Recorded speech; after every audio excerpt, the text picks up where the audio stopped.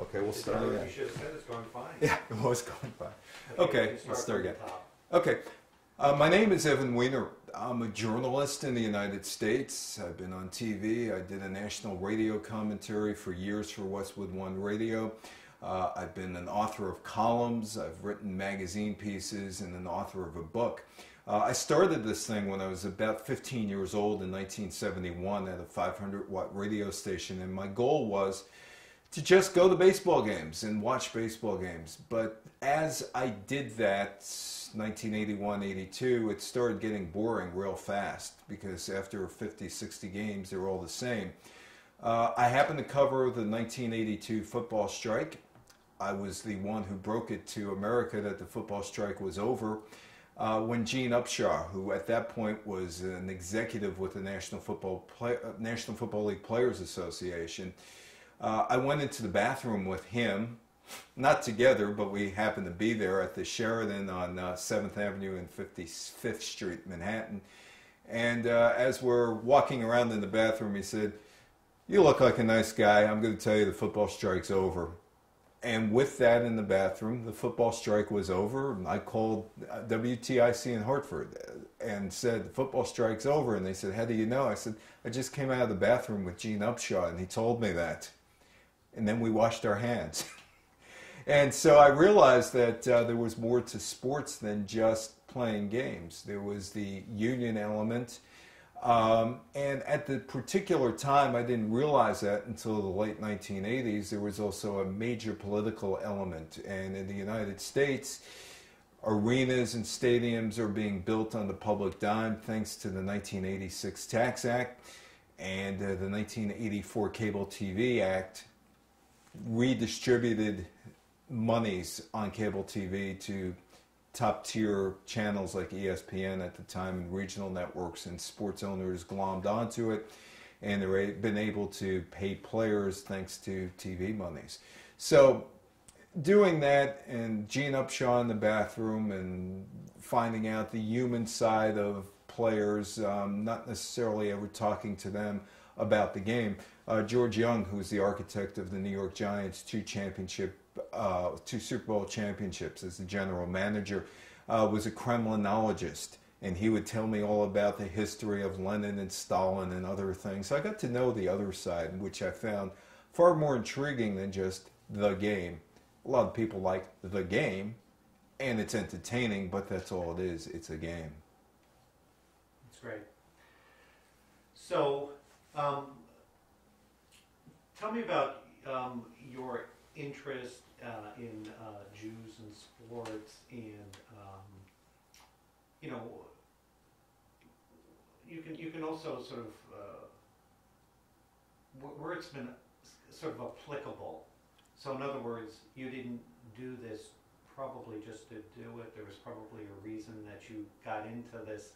I don't even know what to call it, but you know. Jewishology? Yeah, it's like Jewishology. Like Kremlinology. Well, growing up, Sandy Koufax, obviously I was born in 1956, so growing up I heard of Sandy Koufax, Barry Latman, and Bo Belinsky. But it was mainly Sandy Koufax because I grew up in New York. Sandy was from Brooklyn, started out with the Dodgers, and even though he went to Los Angeles when the franchise was moved, he was still a big deal in the New York area, and to this day is still a big deal to the New York area. Art Shamsky, of course, played with the '69 Mets. Ron Blumberg, and all these people I got to know after their playing career. Not Sandy. I've met Sandy a few times. He's a difficult guy to get to know, but I have gotten to know Art Shamsky. I've gotten to know Ron Blumberg, who was the first designated hitter in Major League Baseball. And Ron Blumberg, I believe, managed in Israel in the Israeli Baseball League, which was short-lived. And Dick Schaap wrote a book about, well, actually, Dick Schaap didn't write a book. Blumberg wrote the book, his autobiography. It was called Designated Hebrew. And as he told me the story, Dick Schaap was meeting with him before a game. The Yankees were playing, and he looked at the lineup card, and it said Blumberg, DH, which, of course, is designated hitter. But Dick Schaap looked, he said, "Hey, there's Ron Blumberg, designated Hebrew." And one day a friend of mine said to me, and I give speeches on a variety of topics, and some group asked me in New Jersey, can I do a Jews in sports speech? And I said, sure. And I've said to a friend of mine, a guy named Roger, who passed away in 2002, I said, they want me to do a speech. He says, you can't do it. I said, what do you mean you can't do it? He says, well, what happens once you get past Hank Greenberg and Sandy Koufax? I said, oh, there are plenty of stories. He said, well, name one of them. And I said, well, I've heard this story, and it probably is true, about George Halas and Bobby Lane. And Bobby Lane was a great quarterback who came out of Texas and was drafted by the Chicago Bears, and he wanted to play football, start with the Chicago Bears. Sid Luckman was the starting quarterback of the Chicago Bears, and this is a story that was told to me by Art Modell, who was Jewish, who owned the Cleveland Browns, moved them to Baltimore, and eventually sold off the Baltimore Ravens. And George and Art knew each other quite well because they were fellow owners. And Art said, George was telling me a story one day. He said, Bobby Lane comes in and says, Coach Halas, I need to play. I need to be a starting quarterback in this league, and I could start for the Chicago Bears. And George Halas said to him, whoa, not so fast. He said, do you know who our starting quarterback is? He says, yeah, it's Sid Luckman. And he said, do you know that Sid Luckman's Jewish? He said, no, I didn't know that. He says, well, he's Jewish. And do you know how many season ticket holders the Chicago Bears have that are Jewish? And Sid Luckman said, no. He said, well, about Sid Luckman, he said, no. And George Halas said, I have quite a few Chicago Bears season ticket holders who are Jewish. Now, Johnny Lujak's my backup quarterback. And he says, he's from Notre Dame. Do you know how many Notre Dame alums are Chicago Bears season ticket holders? He said, no. He says, you're from the University of Texas. He says, do you know how many season ticket holders I have in Chicago for the Bears from University of Texas? He said, no. He said, none. He traded him then to New York shortly after there, and Bobby Lane started his career with Chicago, played with New York, and ended up with Detroit and Pittsburgh, a Hall of Fame quarterback, but George couldn't play him because the University of Texas had no season ticket holders who were Chicago Bear fans. And so I started going from there, and I started looking around and looking around and looking around. And my grandfather had been a boxer. He was 6'2", 6'3", weighed about 230 pounds. He was a big guy with a glass jaw. He was a longshoreman, and he was an immigrant. And he had boxed at St. Nicholas Arena over in the Bronx and other clubs. This was during the Depression, and he had 5 kids, and he wanted to put food on the table not only for 5 kids, but there were 2 others who were living with him. So he had to put food on the table. And the best way to do it for him as a longshoreman was to get beaten up twice, 3 times a week to make a couple bucks so he could buy some food during the Depression. So that got me to looking about Jews in boxing. And there were over 3 dozen Jewish boxers who were heavyweight or lightweight or bantamweight champions. Max Baer was not Jewish, but he wore the Jewish star in his trunks because in the days back then, everybody wanted to see the Jew getting beaten up.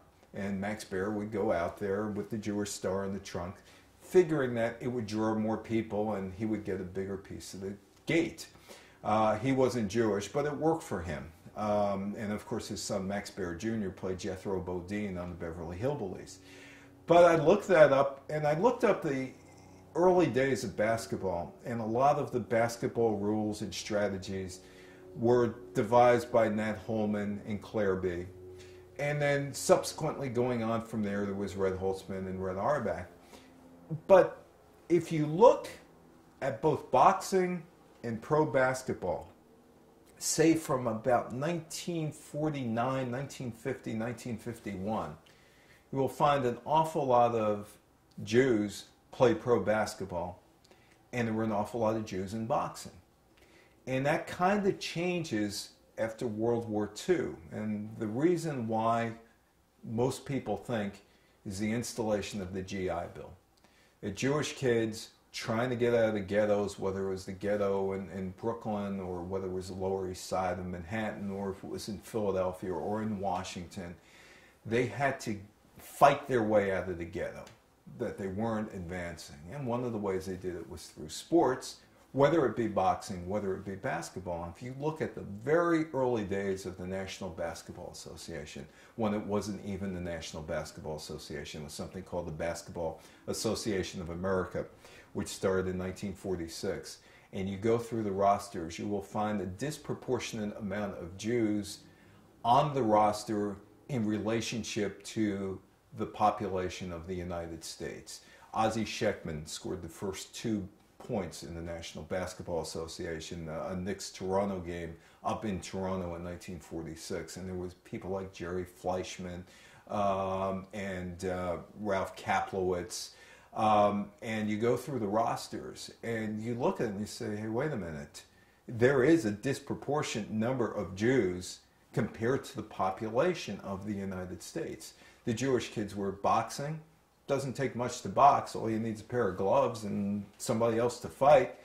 And when you play basketball, all you need is a ball and a rim. You don't need 10 guys, 12 guys around. All you need is one guy shooting the ball at the rim. So I do a speech called Jewish Contributions Through Sports to Society. And I talk about the 1936 Hitler Olympics and Marty Glickman, a guy who I knew, and Sam Stoller, who were told by Avery Brundage that they didn't have to compete in the final relay because the Americans would win, and they replaced him with Jesse Owens. And Marty Glickman, to his dying day, cursed Avery Brundage for his chance of winning a gold medal being ruined. Marty and I knew each other quite well. You look at the 36 Olympics in Munich, and you look at the number of Jewish athletes who won medals who were killed in concentration camps. And you look at the story of Gretel Bergmann. Gretel Bergmann fled Germany in 1937. She was the best athlete, she's a track and field star in Europe in the 1930s. And I finally got a chance to meet Gretel Bergmann, who was known in the United States as Margaret Lambert. She married Dr. Bruno Lambert. Probably around 1993, 1994, prior to her going to Atlanta on the 60th anniversary of the Berlin Olympics and finally getting a gold medal, even though she didn't compete. And I spoke to her, probably it was 93, 94, somewhere around there, and I said, you knew you weren't going to make the German team in 1936. You were the best athlete in Europe. You were Jewish. Why'd you do it? And she said, quite frankly, I did it because my people needed somebody in Germany to cheer for. And I was winning, and they had somebody to cheer for because things were getting bleaker and bleaker and bleaker. And she fled in 1937. I know another guy who fled in 1937 who wasn't an athlete who I know. And he said the same thing. Things were really bleak in Germany. And Gretel Bergmann, who became Margaret Lambert, decided that she had to give Jews something to cheer about. So when I was doing some research on Jewish contributions to society through sports, I came up with little things like Barney Dreyfuss, who eventually made the Baseball Hall of Fame, who was the owner of the Pittsburgh Pirates, who is the guy who put forth the idea that we should have a baseball World Series between the winner of the National League and the winner of the American League. Barney Dreyfuss also built Forbes Field in Pittsburgh. I came across things like John J. McGraw, who was the manager of the New York Giants, who played at the Polo Grounds, who always wanted a Jewish star, never found one. But he would bring in people like Moses Solomon, who was supposed to be the greatest home run hitter in the minor leagues while Babe Ruth was with the Yankees. And Babe Ruth was known as the Sultan of Swat. So he became the rabbi of SWAT. And he was pretty good at swatting at balls and missing. So he never made it. But he would bring in Andy Cohn, Andy Cohn's brother Sid Cohn, the Cohn brothers from El Paso, Texas. Sid Cohn played in the Mexican Baseball League under the pseudonym Pablo Garcia, while Andy played with the New York Giants. And Hank Greenberg, of course. And the Giants missed out on Hank Greenberg, even though he was not too far away at James Madison High School. And Hank Greenberg put up with an awful lot. He was in Detroit in the mid-1930s, and you had Henry Ford putting out the Dearborn Independent at that time. And Henry Ford, obviously, history shows, was very anti-Semitic, although he did a mea culpa later on in life. And Father Coughlin was in Detroit at the same time, doing his weekly broadcast out of Detroit. And Father Coughlin did a whole bunch of things, said a whole bunch of things. But Hank Greenberg was the star of the Detroit Tigers, and the star in Detroit. And to his right was Henry Ford, and to his left was Father Coughlin, and put up with an awful lot of stuff, probably just as much stuff as Jackie Robinson. But Hank went about his business and didn't really say all that much about it, but I've heard stories about Hank Greenberg. There was once I gave a speech, and I met a 93-year-old man in a wheelchair about Hank Greenberg, and he grew up with Hank Greenberg, and he said Hank used to be the bully in the neighborhood when the Italian kids came in or the Irish kids came in, because he was the biggest kid, and they would want to pick a fight, a gang fight in those days. Hank would get out there, and they'd see he's the biggest kid and the roughest kid, and that kind of diffused the situation rather quickly. So, you know, the 72 Olympics in Munich, I talk about that and how terrorism was introduced to the world on network TV, on ABC TV, and globally in the Olympics through the Munich massacre. So there's a lot more to Jews in sports than Hank Greenberg trying to chase Babe Ruth's home run record in the United States, or Sandy Koufax pitching a perfect game and setting the strikeout record and retiring at the age of 30 because his arm was going. There was Sid Luckman. There was the 36 and 72 Olympics. There was the early days of the NBA where you could look and see the people who played in the NBA, the Kaplowitzes and the Fleischmans and the Ozzie Scheckmans, and the boxers, all the champions, and then the GI Bill coming in, and the kids, the first generation kids getting out of the ghetto, going to school, becoming doctors, becoming lawyers, making CCNY, the Harvard of New York City schools. The kids, and that brings me into you know the craft IFL, but I think I'm going to have you back up a little bit and talk about you know the early days of football. I think you had mentioned a story about the AFL and Ron Mix. Yes. So if we can sort of illuminate you know, the history of Jews in football, that would be really pertinent for what I'm doing. Well, there was Marshall Goldberg, who's in the... So if you could actually frame it by saying, you know, about Jews and football, that would be great. I knew a guy by the name of Steve Jacobson. Steve Jacobson was a columnist with Newsday. And he one day handed me a newspaper. He said, take a look at Nassau County in New York, Long Island. Take a look at the all-county football teams. Not one Jewish guy on there. What's happening? What's happening? The Jewish mothers. And he's going on with the Jewish mothers, and they don't want their kids to go out and play rugged games like football. They want to do safe things. And I said, you're wrong. He said, what do you mean you're wrong? I said, you ever hear of Ron Mix? He said, yeah, Ron Mix. So ever hear of Sid Luckman? Oh, yeah, Sid Luckman. Ever hear of Marshall Goldberg? Yes, Marshall Goldberg. Ron Mix and I, in 1997, were in a hotel in San Diego, and I was doing an interview with him, and we were talking about the old days for him, the old days, 1960, the American Football League. And his coach was Sid Gilman. Sid Gilman was considered the father of the modern offense in pro football. But Bill Walsh says that was wrong. He said it was Allie Sherman. Allie Sherman, who was the coach of the New York Giants in 1961, 62, and 63 when they went to the NFL championship games. Allie Sherman was about 5'7". He was left-handed, and he played quarterback at Brooklyn College. And he ended up with the Philadelphia Eagles. And Bill Walsh told me about Allie Sherman. He said, we did run Allie Sherman's offense with the San Francisco 49ers. And we got into that conversation because I saw Allie Sherman one night. And I said, let me ask you a question about the 49ers. I said, I talked to Bill Walsh one day. And he says, I use Allie Sherman's offense. And he says, yeah, he does.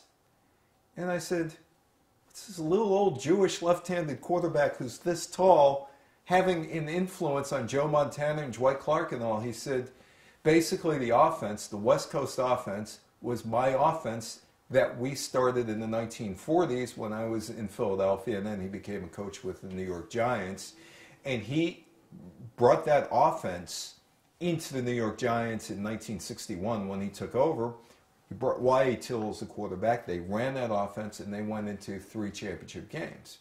So while Sid Gilman was in Los Angeles and San Diego and had a very high-powered offense in the American Football League, Allie Sherman was laying the groundwork for an offense that a young guy by the name of Bill Walsh started studying with the New York Giants in 1961, 1962, 1963. So the Jewish influence on the West Coast offense is Allie Sherman. The Jewish influence on the modern pro passing game in football is Sid Gilman. Ron Mix was a tackle with the Los Angeles Chargers back in 1960. In 1997, we're doing an interview, and we're in a hotel in San Diego, and we started talking about, I said, Ron Mix is about 6'8", like about 270 pounds, and there aren't that many Jews who are that big. And we were laughing about that, and his grandfather apparently was 7 foot tall as well. And I said, so how'd you get involved in this racket, this football racket? I mean, football isn't for Jews. And he said, I just played football. He went to University of Southern California. He was a football player, but his main goal, because there was no money in football in those days, was to use football to get the education to go to law school, because he was going to become a lawyer after his football career was done, which he did. So anyway, I said, so you were drafted by Carroll Rosenblum in Baltimore, who was Jewish.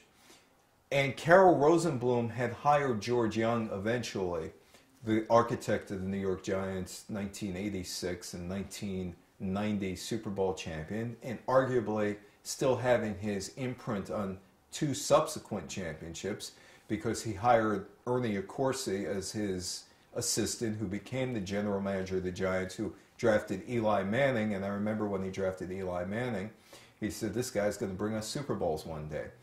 That was a George Young hire. But anyway, George, his job, as he told me, was to bring Jewish football players into Baltimore, because Carroll Rosenblum always wanted a Jewish player on the Baltimore Colts. And what period of time was this? 1960s into the 1970s. So Carroll Rosenblum had drafted... So if you could actually back up and say, and so was so-and-so's job in the 60s, that'd be great. Yeah. So George Young came in the 1960s, or 70s actually, and became the line coach of the Baltimore Colts. But he was in charge of finding out who was Jewish and who was draftable to hopefully bring Carroll a Jewish player, because Carroll wanted a Jewish player. So Ron Mix is drafted by the Baltimore Colts in 1960. And he's Carroll Rosenblum's Baltimore Colts, and he's drafted by the Los Angeles Chargers. He wants to go to law school. Football is not a 365-day-a-year job in those days. It's a half-year job. So he decides he's not even going to talk to Baltimore. He's going to sign with Los Angeles. He's going to get $12,000, which was a lot of money in those days, $12,000. And this way he could play in Los Angeles and go to SC Law School. So he runs into Carroll Rosenblum a couple of years later, and Ron tells the story. He says, Rosenblum comes up to him and he says, you're Ron Mix. He said, yes, I am. He said, how come you never told me you were Jewish? And Ron Mix is like, well, I didn't think it was really important. He said, how much money did Baron Hilton give you in 1960? He said, $12,000. He said, well, you should have come to me, because if I would have known you were Jewish, I would have given you $14,000. Baltimore, of course, has a big Jewish population. And Baltimore, a lot of the Baltimore Colts fans were Jewish. And I guess they did that movie, The Diner, and all that in Baltimore. And Carroll figured might have been able to get some more Jewish season ticket holders, just like George Halas. Had Ron Mix sign with Baltimore, but Ron Mix did sign with the Los Angeles Chargers, and he went down to San Diego. And Los Angeles was a very successful franchise on the field. Wasn't very successful in the AFL in 1960 because hardly anybody went to Los Angeles Chargers games, even though they went to the championship game. And Sid Gilman was the coach, and they went to championship games subsequently in San Diego. They beat the Boston Patriots, I think 51-10 in 1963. And Ron Mix and Sid Gilman both told me that they are both convinced, had the San Diego Chargers of the 1963 American Football League been allowed to play the Chicago Bears, team that beat Allie Sherman, they would have beaten the Chicago Bears. Sid was a superior coach, so was George Halas, but Sid had far more offensive weapons. Sid helped develop the American Football League, which was a league which featured a lot of passing. Now, Sid was the coach of the Los Angeles Rams in the 1950s. They had a high-powered offensive team in the 1950s as well. And Sid's got his due. Sid was still helping out with the Houston Oilers into his 80s, in the 1980s and 1990s. And Ron Mix is still an active lawyer, and he's still working on behalf of getting benefits for broken down football players in his 70s. Ron Mix was a football executive for a while and ended up being a lawyer. And he made the Hall of Fame. He was one of the first American Football League players to make the Hall of Fame. Sid Gilman's in the Hall of Fame. And unfortunately for Allie Sherman, the Giants got old, and he traded Sam Huff away. And the Giants were not a good football team in 1965, and Allie could not rebuild it, and Allie was fired by the end of the 1960s. He tried to get back into football, trying to buy into the New York Jets. He couldn't do it.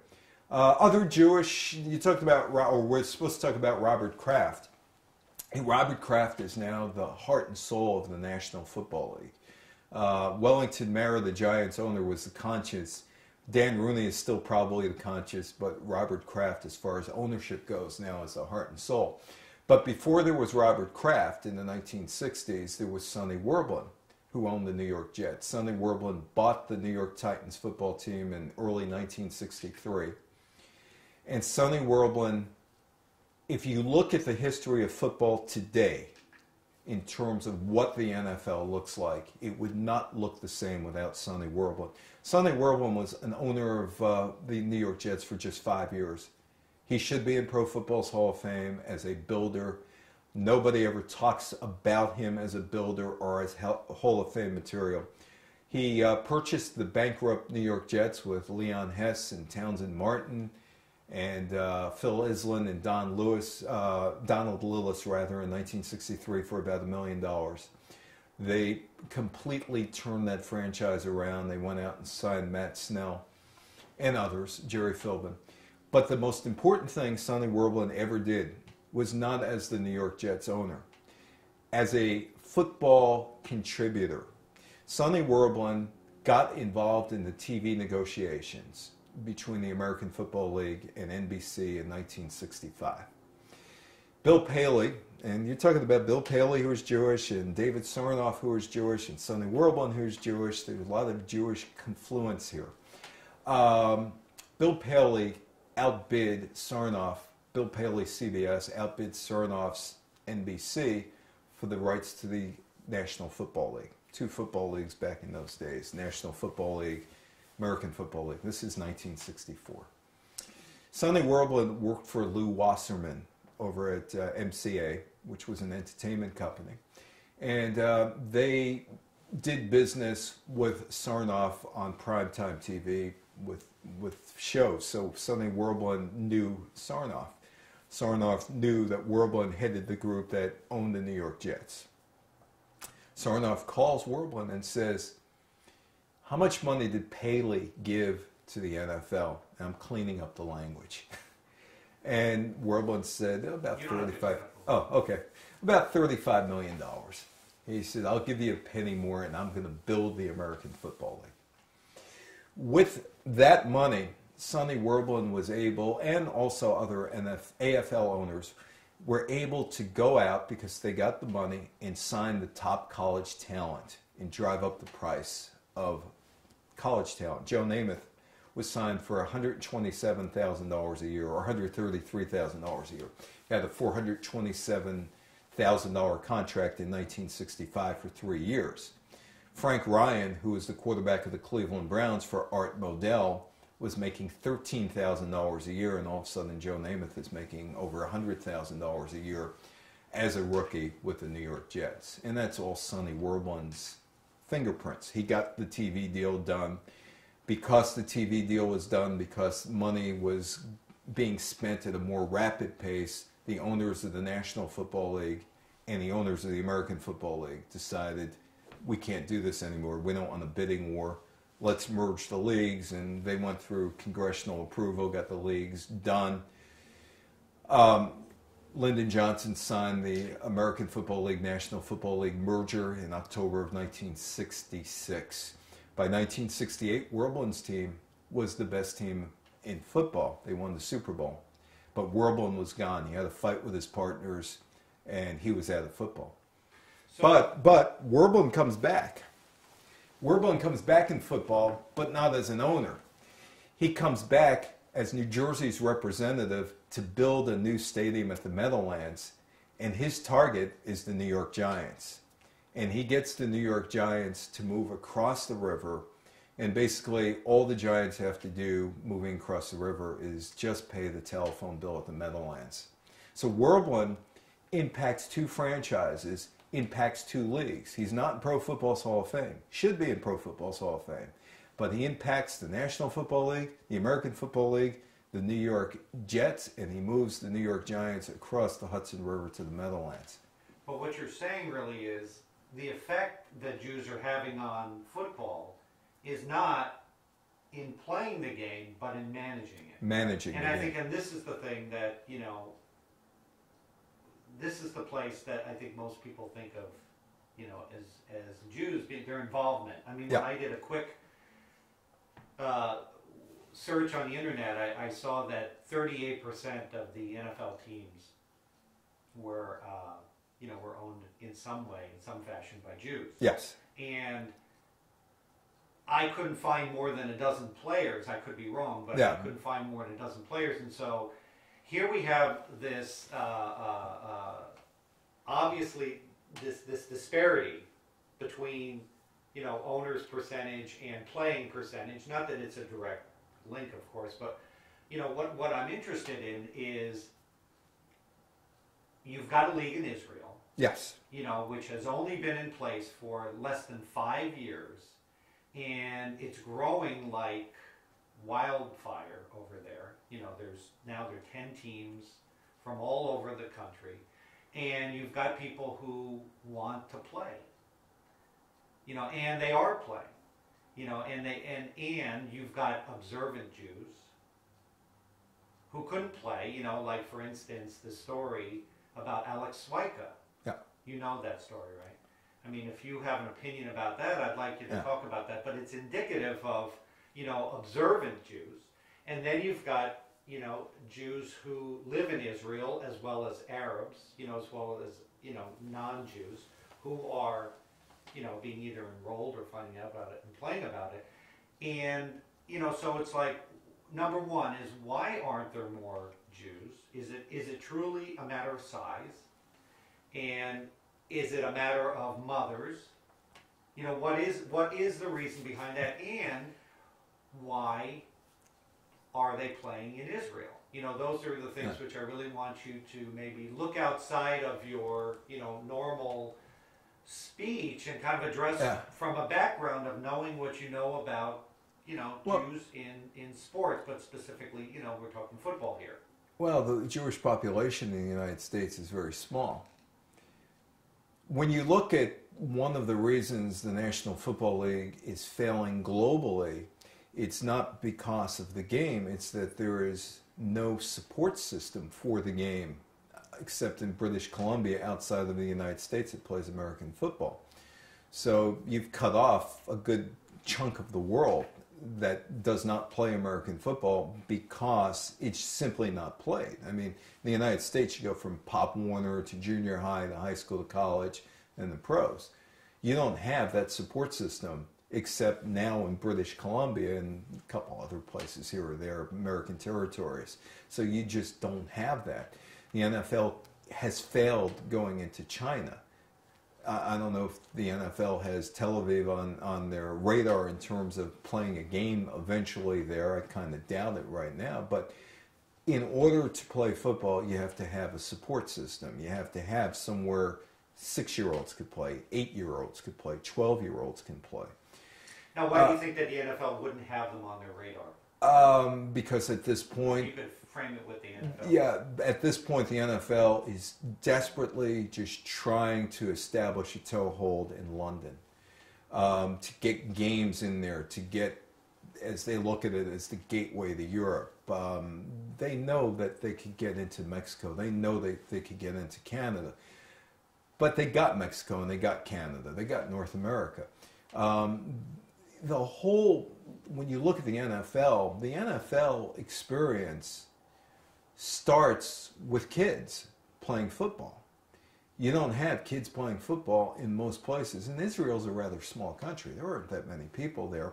And I'm not sure what the infrastructure of football is in Israel in terms of Pop Warner and then 12-year-olds, 14. There is no Pop Warner. They're beginning to play in high school. Yeah, there's a dozen teams or more. Yeah, but that's just the beginning.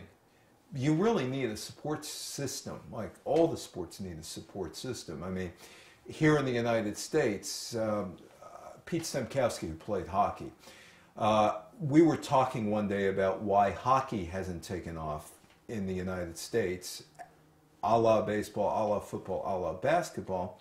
And it's pretty simple. If you're in a gym class in a junior high school, a gym class in junior high school, you'll probably be playing basketball at some point during gym period. Or you might play soccer, or you might play baseball. Football, Friday night football is a huge deal around most of the country, or Saturday afternoon football. But Friday night football is a high school, you got 40,000 seat stadiums in Texas for high school football. So when you look at it from that direction, you have to build from the grassroots up. And in Israel, you have to look 10, 12, 14 years down the line and see whether or not it takes hold, because you're going to have that support system, building it up. And I think more importantly than the pro league is the kids leagues. You got to get the kids leagues. Once you get the kids leagues, you get the parents involved, and you get the kids involved. And once you get the parents and kids involved, hey, let's watch football. Let's watch our local football. Hey, there's a guy I played football with. We were on the same field together. So I think you got to build up from the grassroots moving ahead. The NFL doesn't have that support system. Perhaps Robert Kraft going to Israel and maybe taking with him, say, somebody like Ziggy Wolf, who's the owner of the Minnesota Vikings, taking somebody of that stature with him, or taking one of the Tishes, the Giants co-owners, and saying, hey, let's see what we could do here, and let's forget about the Pro League. The Pro League is fine. It's good. Let it go. We got to get at the 8, 9-year-olds.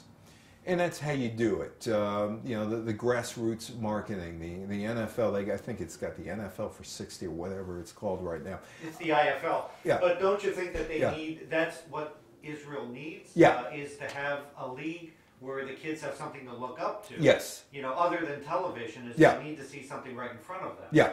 And that's why I said, the kid who's 12, 10 years from now, 12 years, whenever it is, will buy a ticket, say, Tel Aviv's playing, I don't know, the team's name. But Well, there's one you could say, the Lions Yeah. versus the Rebels. Okay, Lions were. And the kid said, "Hey, there were two guys on that field I played against." And he tells his friend, "Let's go down to the field and let's go watch the game because I played against that guy and that guy, or I played with this guy and that guy, or my friend played against that guy. Man, he was good when he was in school. When he was our age, he could blow the doors off everybody running the ball. Now look at him; he's a fullback now, and he could still blow the doors off of people, and he's playing against people, good people." I think that's what you got to do, and maybe when you get an NFL owner going over there, and what the NFL is doing kind of in England is the same thing, trying to force feed young people to play the game. I was in Stockholm in the summer of 2011, and out by the pier in Stockholm, you see an American football gridiron, and it's the only gridiron you see in Europe. There were 4 baseball clover fields near the airport in Amsterdam. I think the way you get them is get the kids out there. You just can't put something in front of somebody and say, just watch this. I've talked to people from Scotland who know rugby, who could explain rugby, who could explain cricket, but they watch American football and they're totally lost. But they're totally lost because it's not ingrained in them since they're 7 years old. When you're 7, you got your heroes. I mean, today's hero may be Tom Brady. I don't know how much Robert Kraft pushes the Patriot brand in Israel. I would imagine he does. I would imagine that Tom Brady, hey, there's Tom Brady. Even though we may never meet Tom Brady, we know he's really good, and he's with our team, or Robert Kraft team, the Patriots. I think that's the way you got to go. Build up the grassroots, and perhaps that's what Robert Kraft wants to do, is lay down the groundwork so 10, 12, 15 years from now, he's got those people. Doesn't take overnight. You got to get those people. You got to give them a reason to see what's going on, a reason why they should be there watching or participating in the game. Hey, and participating in football in any game is a lot of fun. So, you get the kids saying, hey, yeah, I'm having a good time. Maybe they shouldn't be playing tackle football at that age because you can really get hurt, but flag football is one hell of a game. Well, they've been playing flag football for a number of years. Yeah. And I think as many of the players that I speak with, what they are saying is, look, flag football is a completely different game than tackle football. And I think what you're saying could be very accurate, but I don't know, I think they are playing tackle football now. They played flag football in Israel for 20 years. It's been going on. Yeah. They have an incredible female, national team that came in second last year.